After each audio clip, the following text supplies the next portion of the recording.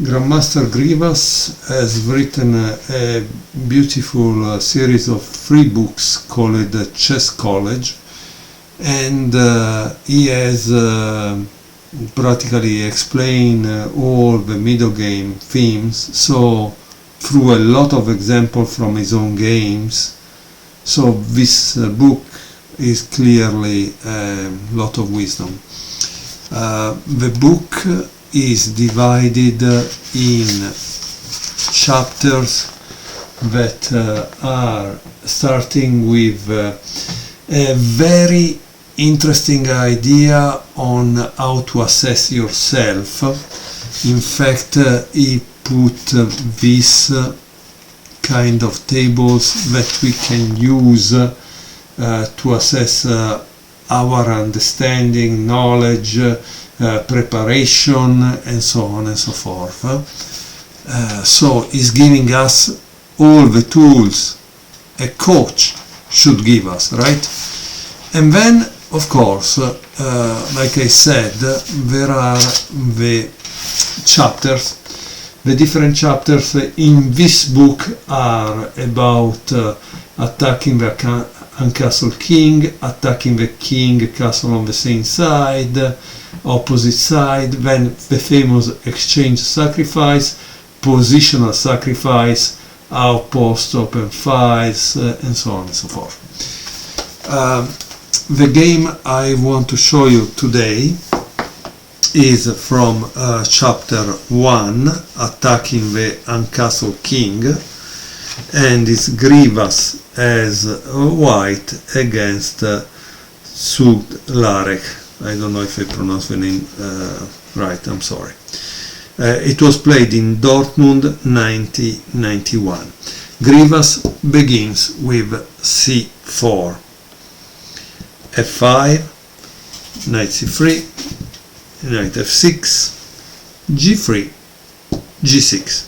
So here it says that d6 and or e5 seem preferable, but g6 is the Leningrad Dutch, right? So clearly black who studied this opening.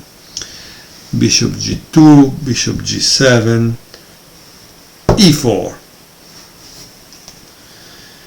And this is what happened in the Dutch, but you need to reinforce the center sometimes because you can be attacked right away. And in this case, obviously, white is an experienced grandmaster. He immediately asked the question to the opponent if he understood what this position is about. Now, during the game that I'm showing you, Grandmaster Grivas makes a lot of opening comments. Honestly, the opening, I don't think it's really interesting to me.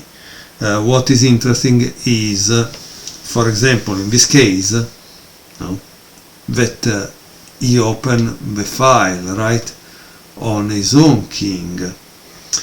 And you must understand that in the beginning of a chapter he gave the following guidelines for attacking the castle king that I think might interest you. He says an attack against an uncastled king can be carried out in several different ways. As a rule, the main attacking methods are 1. Attack down the file where the target is temporarily situated. This is usually the E file. So he wants to open the E file to attack this. Attack via neighboring squares protected only by the king. The most common of such two squares are f7 and f2. 3. Prevention of castling, either permanent or temporary, so that the attack acquires a more or less permanent nature. Look that there are more guidelines, okay? So eventually I will read them. For the moment, let's return to the game. He played f takes c4. By the way, Grandmaster Grivas also analyzed a possible e5, okay? knight takes e4, knight takes e4, Grivas mark it as a dubious move. Black should have accepted the slightly worse position which would arise after, and he says it was better probably to castle and let white gain the control of the center, because this is control of the center, right? Okay, so after knight takes e4, obviously there is bishop takes e4, and black plays e5. He says that at this point to castle was dangerous because white could have started the attack with h4. Maybe better was e6, okay? Again, you can read all the opening analysis made by Grivas because it's very thorough. If you buy the book, if you don't buy the book, you can't read them. e5. So after e5, white continues with h4, queen f6, d3, and rook f8.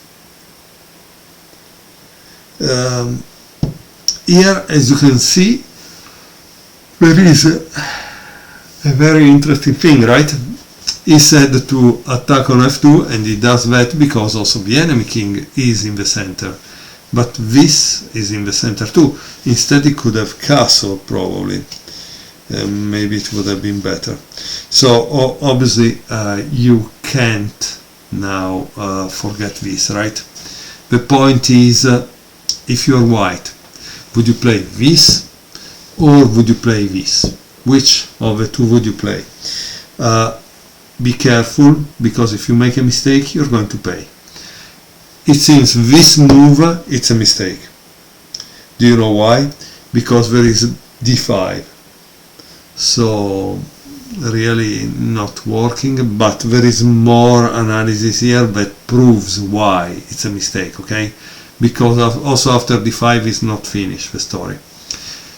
Instead, bishop e3 is the move played in the game, and is the one that you should have played, okay? By the way, if you want, guys, I could show you why knight h3 was a really mistake. It's kind of interesting. After this, they play this, but still this. So you understand, now there is bishop takes h3 and queen takes f2 mate. So you need to defend here, right? How do you defend? Obviously you have to go back, right? But then there is another very, very strong move, which is this one.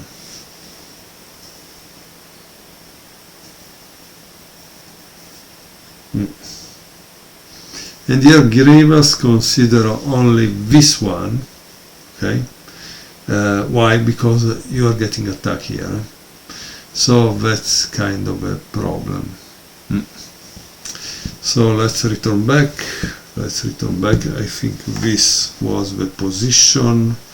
I hope I got it right, and if not, I'm sorry. Let's see. It was h4, queen f6, yeah. Yeah, I think I got it right. 3, rook f8, yes. So now the right move is this. Like I said, knight c6, knight f3, d6, and knight g5. Great move. Why? Because he's attacking here, forking the 2. So this goes back, but as you can see, it would have been better if a king was there, because it was already protected, right? And now that it goes back is white that counter attack again with what? h5.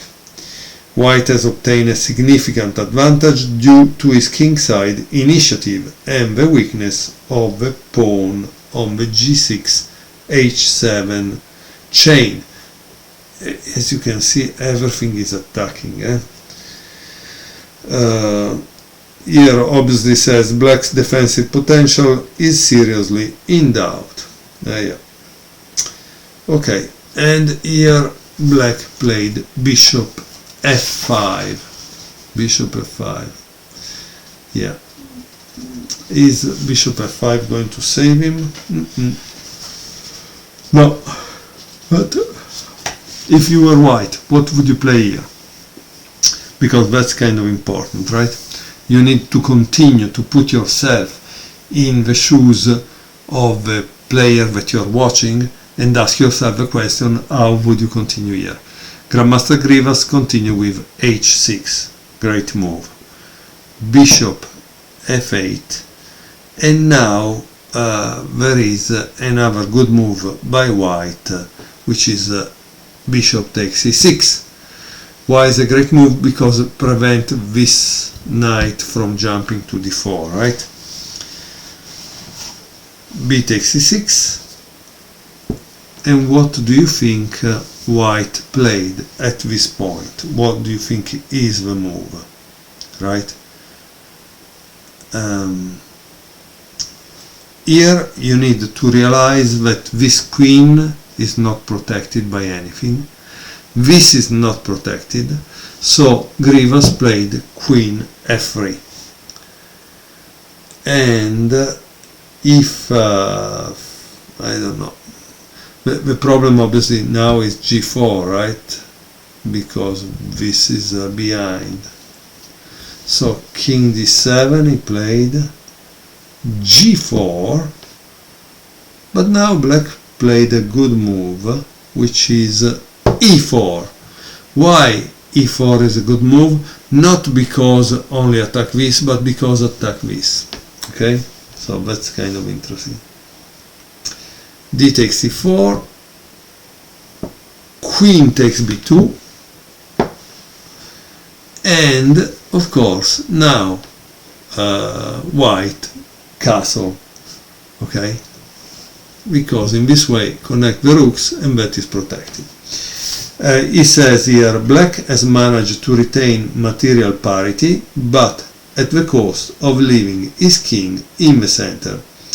White is far ahead in development, both in terms of quantity and quality, and now sets his sights on the usual target, the black king.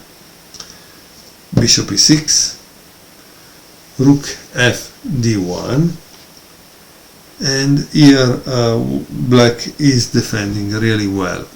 Can you guess what black is doing? Because after all, you need to ask yourself also about what your opponent is doing, right? Black played queen e5. It's a smart defense by black. If now white becomes greedy with like bishop d4, black plays queen takes g5, bishop takes h8, but then there is bishop takes h6. What is the advantage here? The fact that this knight is very well placed in enemy territory and is threatening a lot. Instead, this rook is doing nothing, and we are like at move 20-21, right? So if for 20 moves you didn't even need it, for sure you can give it away and instead exchange it for something that is very active and very dangerous. Okay, with that said, let's continue. How do you think white continued here, right? White played bishop f4, queen c5, e5, because here you have the enemy king, right? Bishop e7. As you can see now, white is piling up on the attack there with all the pieces. Knight e4, queen takes e4, rook a c1. As you can see, all white pieces are aiming at destroy the king's defense. Meanwhile, black has two rooks that are totally untouched. queen takes a2, e takes d6, c takes d6, bishop takes d6,